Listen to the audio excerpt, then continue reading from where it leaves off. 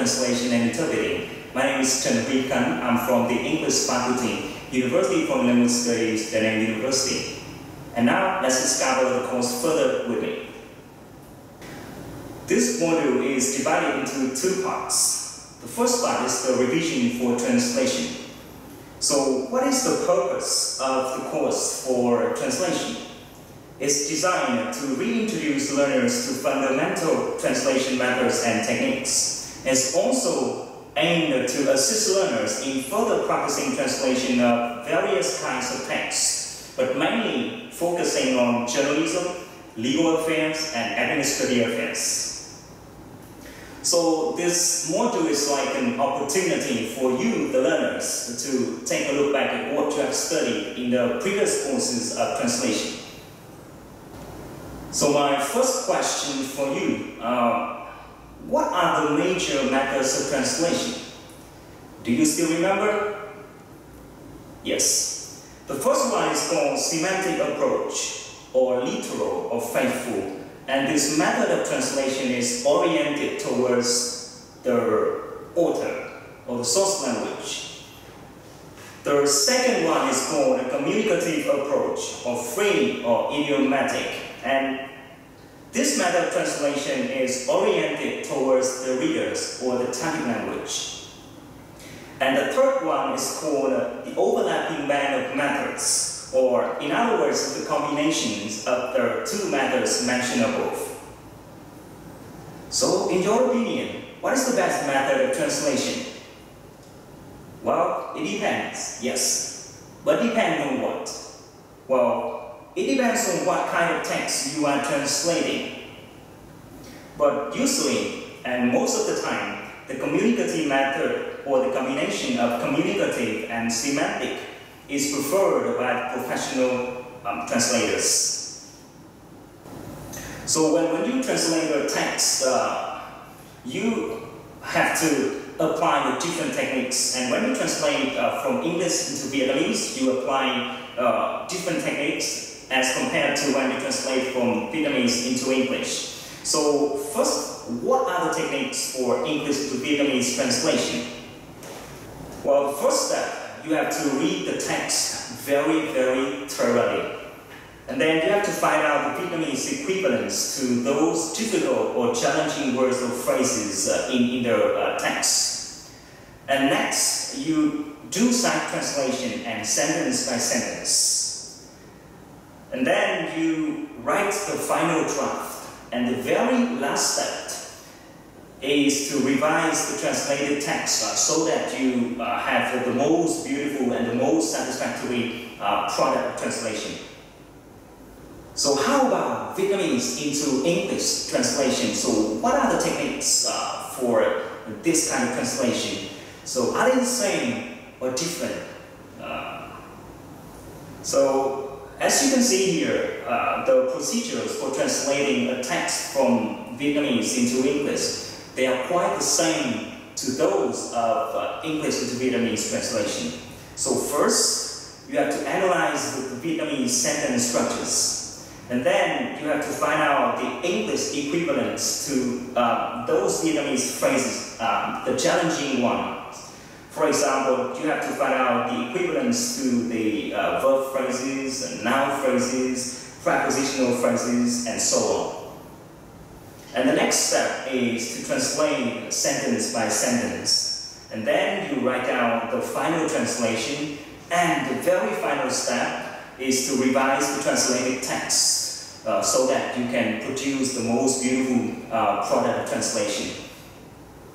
So, in your opinion, what is an ideal translation? So it consists of three factors. The first one, it must be accurate, very important. And then the second factor is it must be beautiful.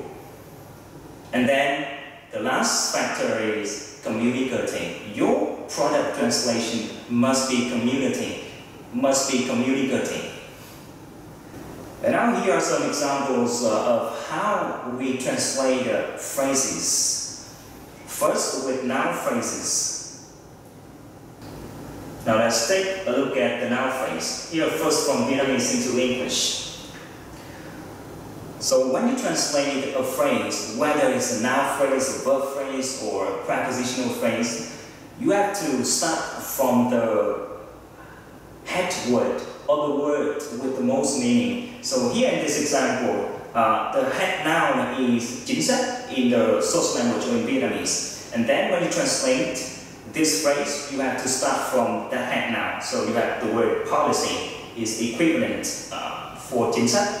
And fundamental and on-direct investment in Vietnam, they are just modifiers for the head noun policy. It's similar when you translate from English into Vietnamese. So here you have an example, influence of American trade policies on Asia. So first thing, you have to identify the head noun. Here is the word influence. And then when you translate, you start from the head noun. And it's the same to verb phrases. Here we have two phrases, one in Vietnamese and one in English. And then when you translate, you have to start from those head nouns. The first one is to ensure is the equivalent of đảm bảo. And the second example, you have highly appreciate and đánh giá cao. And now we come to the real practice of translating a long text. First, from Vietnamese into English. Now let's take a look at the text. And together we'll analyze the text before translating it. So as you can see here, we have some challenging phrases in the source language here in Vietnamese. Trong chuyến thăm chính thức, nhiều vấn đề hợp tác. Trọng tâm là thúc đẩy hợp tác kinh tế, kim ngạch thương mại hai chiều, chuyến công du nước ngoài, tái đắc cử tổng thống. They are quite challenging. So the first thing when you look at the text, you have to find out the equivalence of those challenging phrases. And then after that, you analyze and you identify their structures and also the tenses, the goals. Because when you translate from Vietnamese into English, the tenses are very important. Okay, are you alright now? Here's the sample translation. As you can see here, the underlying phrases, they are the equivalents of those Vietnamese phrases in the previous slide. It's just a suggested answer. I think many of you can produce more beautiful translation. And now we practice translating the other way, from English into Vietnamese, and the procedures, they are somewhat the same to those when we translate from Vietnamese into English. So here, you see the underlying phrases, they are challenging. So first we have to find out the equivalence of those phrases. Here we have a struggle to earn a living, considerable resources, international non-profit, the National Institute for Literacy, and functionally illiterate.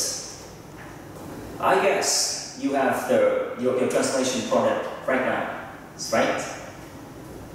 And here is the sample translation.